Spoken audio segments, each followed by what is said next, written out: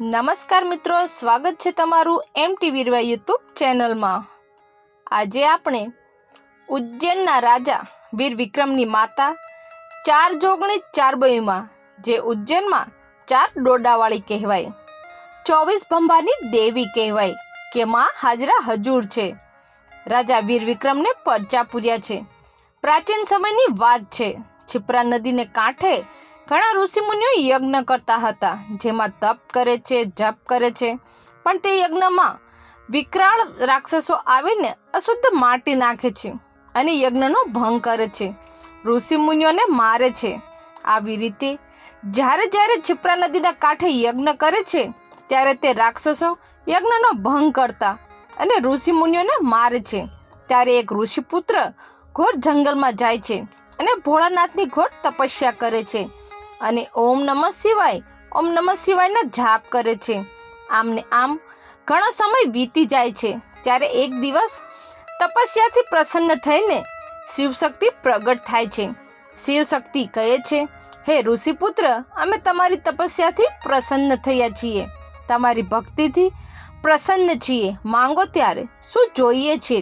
ઋષિપુત્ર કહે છે, હે ભોળાનાથ, છિપ્રા નદીના કાંઠે ઘણા ઋષિમુનિઓ યજ્ઞ કરે છે, ત્યારે રાક્ષસો અને દૈત્યો આવીને યજ્ઞનો ભંગ કરે છે, તેમાં અશુદ્ધ માટી નાખે છે અને ઋષિમુનિઓને મારીને ભગાડે છે।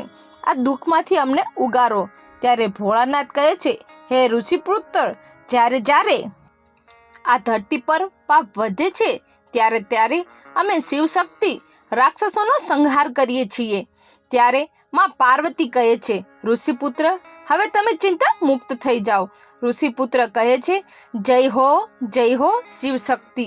ત્યારે શિવશક્તિ આશીર્વાદ આપીને અદ્રશ્ય થઈ જાય છે। ફરીવાર ઋષિમુનિઓ છિપ્રા નદીને કાંઠે યજ્ઞ કરતા હોય છે, ત્યારે રાક્ષસો આવીને તેનો ભંગ કરે છે અને અશુદ્ધ માટી નાખીને ઋષિમુનિઓને મારે છે। એને ઋષિમુનિઓ મહાદેવ કરતા ભાગે છે અને ત્યાં જઈ શિવશક્તિ ક્રોધિત થઈ જાય છે અને ચાર જોગણીઓને પ્રગટ કરે છે ને માતા ચાર જોગણીઓ પ્રગટ થાય છે। તેમાંથી અમરબાઈ, કેહરબાઈ, લાલબાઈ અને ફૂલબાઈ પ્રગટ થાય છે। ભોળાનાથ કહે છે, હે ચાર જોગણીઓ, જાઓ છિપ્રા નદીને કાંઠે રાક્ષસોનો સંહાર કરીને ઋષિમુનિઓને બચાવો। ત્યારબાદ છિપ્રા નદીના કાંઠે ચાર જોગણીઓ પ્રગટ થાય છે અને ચાર જોગણીઓ અને રાક્ષસો વચ્ચે મહાયુદ્ધ થાય છે। અનેક રાક્ષસોનો ચાર જોગણીઓ સંહાર કરે છે અને ભસ્મીભૂત કરે છે। પછી ભમ્મરીઓ રથ લઈને કૈલાસ પર્વત પર જાય છે। ચાર જોગણીઓ કહે છે, હે ભોળાનાથ, અમે રાક્ષસોનો સંહાર કરીને નાખ્યો છે, હવે તમારો શું આદેશ છે? ચાર જોગણીઓ, હવે તમે ચારે દિશામાં જઈને ભ્રમણ કરો, રાક્ષસોના સંહાર કરીને લોકોના દુઃખ દૂર કરો। જોગણીઓ કહે છે, જેવો ભોળાનાથ તમારો આદેશ। અને ચારે જોગણીઓ આકાશ માર્ગે ભમ્મરીઓ રથ લઈને નીકળે છે ને ચારે જોગણીઓ ચારે દિશામાં ભ્રમણ કરે છે। ત્યારે બધા દેવી દેવતાઓ ઇન્દ્રલોકમાં જઈ રહ્યા હોય છે। ચારે જોગણીઓ ભમ્મરીઓ રથ લઈને શિવશક્તિ પાસે જાય છે। ભોળાનાથને કહે છે, કેમ આવવાનું થયું?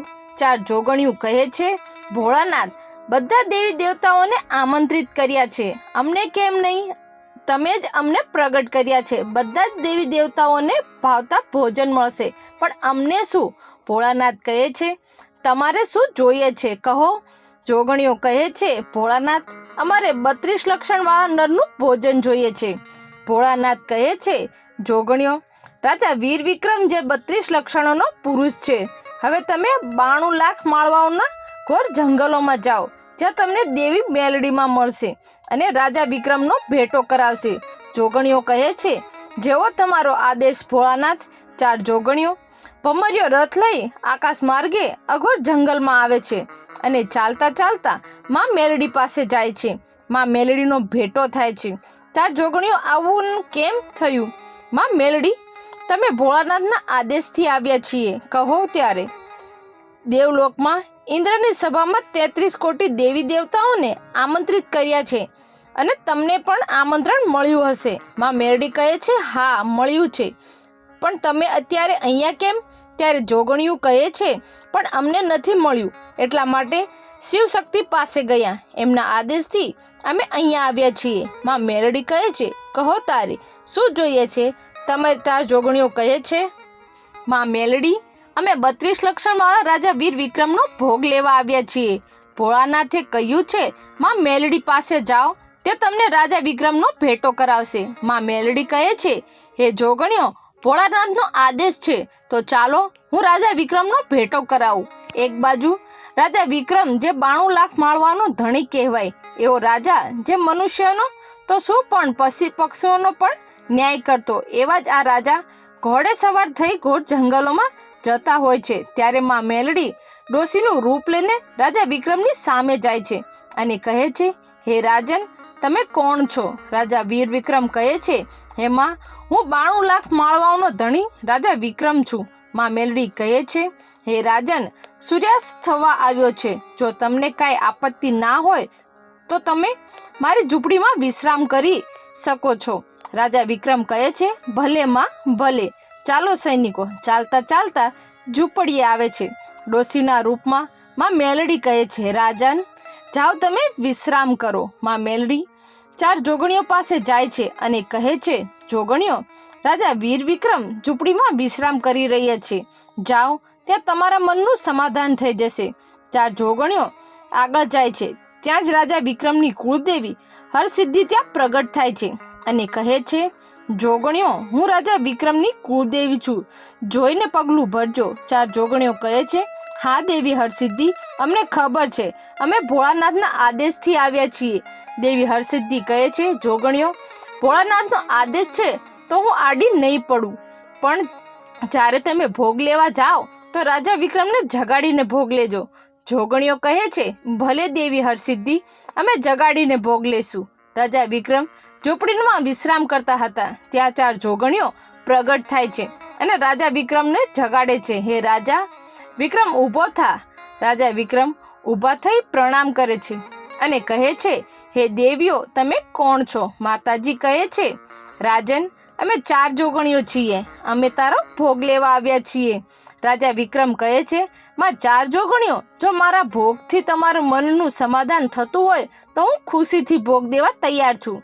4 જોગણીઓ કહે છે, રાજન, કહેવું સહેલું છે અને કરવું અઘરું છે. રાજા વિક્રમ કહે છે, માં, હું સદભાગી છું, હું તમારા ભોગનો પાત્ર છું. 4 જોગણીઓ કહે છે, બસ રાજન, બસ, હવે થોભી જા. 4 જોગણીઓ, તારા પર પ્રસન્ન છીએ, તે સાચા અર્થમાં ધર્મે જાણ્યું છે. ખમ્મા રાજન, ખમ્મા, માંગી લે, ત્યારે જે જોતું હોય તે માંગી લે. રાજા વિક્રમ કહે છે, માં, મારે તો માત્ર તમારા આશીર્વાદની જરૂર છે. માં, તમે મારી ઉજ્જૈન નગરીમાં પધારો, હું તમને ભાવતા ભોજન જમાડીશ. 4 જોગણીઓ કહે છે, તથાસ્તુ, ભલે રાજન, અમે તારી ઉજ્જૈન નગરીમાં પધારશું. અમે તારી ભક્તિ અને શક્તિથી પ્રસન્ન છીએ. રાજા ઘોડે સવાર થઈ આગળ જાય છે. ભમરિયા રાત પર સવાર 4 જોગણીઓ ઉજ્જૈનમાં જાય છે. રાજા વિક્રમ માને ફૂલડેથી વધાવી માને ભાવતા ભોજન કરાવે છે અને આવી રીતે 4 જોગણીઓ રાજા વીર વિક્રમની દેવી કહેવાય. અને આમ અમરબાઈ અને કેહરબાઈ છીપરા નદીને કાંઠે બેઠા અને લાલબાઈ અને ફૂલબાઈ ઉજ્જૈન નગરીના દરવાજે બેઠા. તો મિત્રો, આ હતો રાજા વીર વિક્રમની 4 જોગણીમાંનો ઇતિહાસ. મિત્રો, આવા જ ઇન્ટરેસ્ટિંગ વિડીયો જોવા અમારી ચેનલ MT વીરવાઈને સબસ્ક્રાઈબ કરો ને વિડીયો કેવો લાગ્યો તે જણાવવા કોમેન્ટ કરો.